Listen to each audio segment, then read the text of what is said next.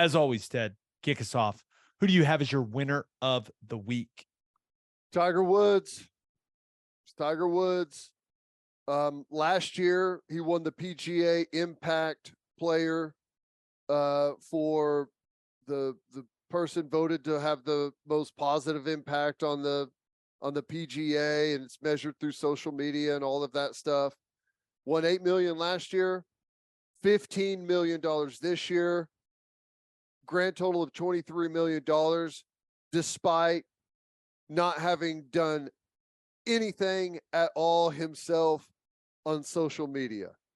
Probably didn't have one actual post that he put out there himself. He just continues to fall ass backwards into money. It's an amazing talent that he's got. He also hasn't played much golf. I know. Hasn't played much golf.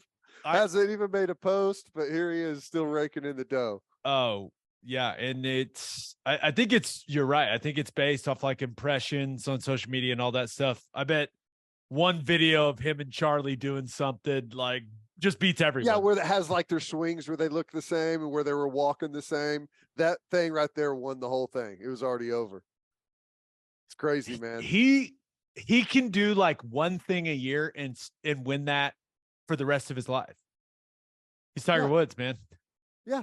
Well, and it probably makes him like the leader on the money list too for the year whenever you win that, right? I can't remember if it was like Brooks Koepka or Rory or one of them, but basically they kind of asked him, is it annoying that Tiger's not playing golf and he still wins that? And like, yeah, kind of, but he's also the reason we all make so much money now. So it was pretty interesting to hear that perspective. It's like everyone's just kind of paying back their dues, I guess, right? That's it's the Tiger tax. Tiger tax. But hey, that's good. I mean, yeah, he could win that every year for the rest of his life. If he is supposed to play what I think is the Hero Challenge next week, or maybe 2 weeks from now. It's coming up pretty quick, I think. We'll be tuned in. If he's playing, we're watching. Just like everyone else. I'll watch that instead of the World Cup, probably. Unless America's in it. We'll see. All right, who do you have as your loser of the week? I had to go with Baker Mayfield. Sam Darnold's going to get the start. You know, the PJ Walker, the former XFL guy, playing in front of him. I like a good conspiracy theory, Gabe. Did Carolina even want Baker? Or did the NFL just make them take him so they'd have Baker versus the Browns on the home opener? Is that it? Just like Russell Wilson versus Seattle Seahawks in the opener? They haven't acted like they want him to play. He showed up late, really late. They gave him the chance to start, basically started the first game, and he hasn't really had much of a chance since then. They have not been very good offensively. And he got banged up again, right? With the ankle. Mm-hmm. And he just hasn't played well, man. Nope. I mean, coach got fired. Hadn't played well. I mean, it has not gone the way that we all were hoping it would go for him in Carolina. I think that's probably the best way to put it. What are they? At this point, they're probably shopping Sam Darnold, right? They're probably trying to get him out there, get him some exposure, because they got a big rebuild going on there. Yeah. I think at this point, they're 3-8. So they're probably starting to think, okay, how can we lose as many games as possible to ensure that we get a crack at CJ Stroud, Bryce Young, right? Because Houston, I feel like Houston's going to have that first pick on lock, right? They're 1-8. Chicago and Carolina are both 3-8. There's a lot of 3-7 teams. Quarterback too. And yeah, Chicago's got their guy, Justin Fields, or at least I assume He's that's played how. better. He's played a lot better here recently. Yeah. So they may be putting Darnold out there to ensure that they don't win any games. Right. You never know, man. Yep, that's right. Well, I guess it could be worse. Still making a big chunk of change this year, and I think you mentioned it before. He needs to go be understudy to someone and wait for Needs to another get to Tampa opportunity. as fast as he can. Yep. But also, this is the reality of it for Baker Mayfield. Because you and I mean, we've seen this before, right? He's not the first highly drafted quarterback for it to not work out, right? It's happens a lot, and it feels like it's starting to happen more and more now. But he can still play 10 more years in the league if he wants to. Just going to have to accept you may just be you back up and be a spot starter here and there. Yeah. And then maybe that leads to him getting another chance, and maybe he has a Geno Smith type season. Yep. Something like that. You never know whenever all of a sudden the right supporting cast, like you've got the right type of experience, the right coach, and it all matches up for you. But yeah, there's nothing wrong with being a backup quarterback in the NFL. In fact, it's probably the best spot in the entire league. It is. It's an awesome job, and everyone likes you. And he honestly could be like the best backup quarterback ever with the personality he's got. Oh, yeah. So, yep. It hasn't gone the way we were hoping it would for him. I really wish Cleveland wouldn't have drafted him. No. I was like the only one that wasn't excited he went number one. I was like, oh no, that franchise. Oh no, because I had seen it, man. I was not thrilled for him, but that's just really hard way to start your career, and just hadn't been able to get the train back on the tracks. Tough. Definitely. All right, for my winner of the week, thought about going with Saudi Arabia. Okay, Ted, how much World Cup are we watching? What are you doing? I've watched 10 minutes of World Cup. Okay, that's 10 more minutes than I thought you were going to watch. So nice. Right. But now I do not know a lot about soccer, but I've got a few go-to people that follow it very closely.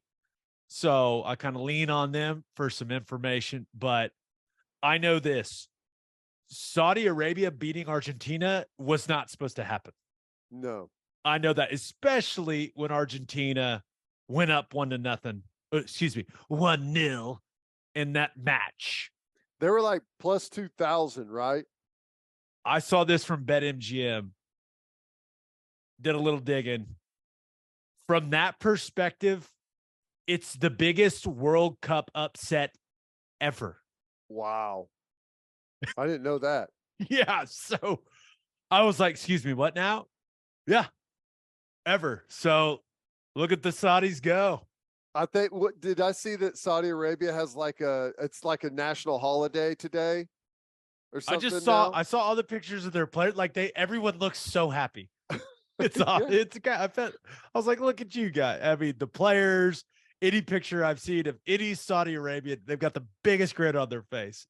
That's awesome. It was a huge deal, man. Huge deal. But also thought about going with anybody that covers college basketball in a serious capacity, because the fact that the NCAA announced that the 2028 Final Four is going to be held in Las Vegas, buckle up, buddy. That's awesome. That's awesome. I wish they would hold like the first weekend there and have all of the games there.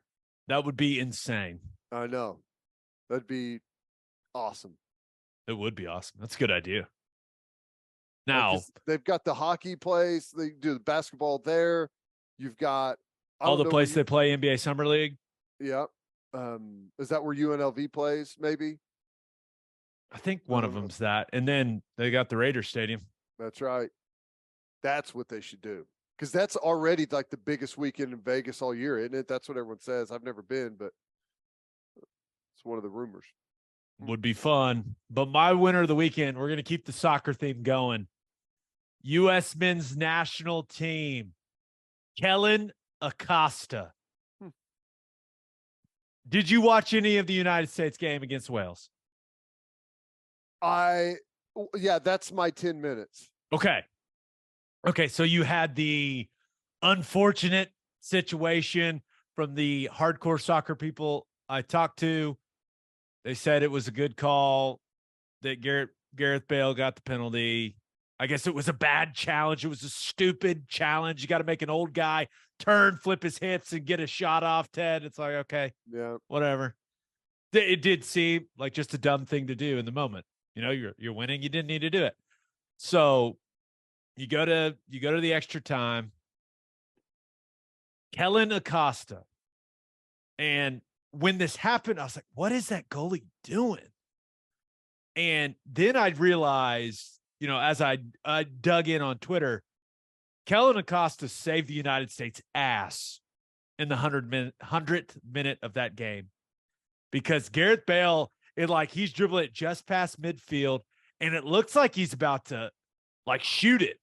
Like, what is this guy doing? And all of a sudden, Acosta comes and just knocks the shit out of him. Out of nowhere. Just running behind him, just tackles him, takes the yellow card. Maybe could have been red, according to the soccer experts. But the reason, for whatever reason, I think the goalie's name is Matt Turner. I want to say that's right. He's way off his line. He's way out of the box, dude. If you see the picture of it over his head, right? Oh, they were going to lose in the 100th minute. Gareth Bale was about to put that thing in the back of the net until Acosta was like, nope. Yeah, it just knocked the hell out of him. That man's an American hero, because it was bad enough that they gave Bale the penalty, bailed him out, pun intended, and, you know, that they didn't get the win, but they were about to lose in the 100th minute if that dude doesn't take that foul. That would have been a disaster. Nice play. Hey, it's like, you know, sometimes you have to drag the wide receiver down whenever you're beat on a deep ball every now and then, right? Just take the penalty. Dude, look at this picture. That the circle is the goalie. Oh, yeah. Wow. And that's where he takes the foul, and Bale's about to rip it. What's he doing? I thought the whistle was about to be blown. I don't know, man. But Kellyn Acosta, thank you for your service, sir. Good job. You saved us from an American meltdown. That would have been really bad. All right, for my loser of the week, thought about going with the Arizona Cardinals. Ugh. Stick a fork in them, Ted. They're done. Kyler didn't play. They went to Mexico City and got smacked by the 49ers. 49ers look good. Yeah, they got smacked so bad. Our man Cougs got himself fired down there in Mexico doing God knows what. I really want to know what he did. I know. Yeah, it was a bad trip. Bad trip. Bad trip.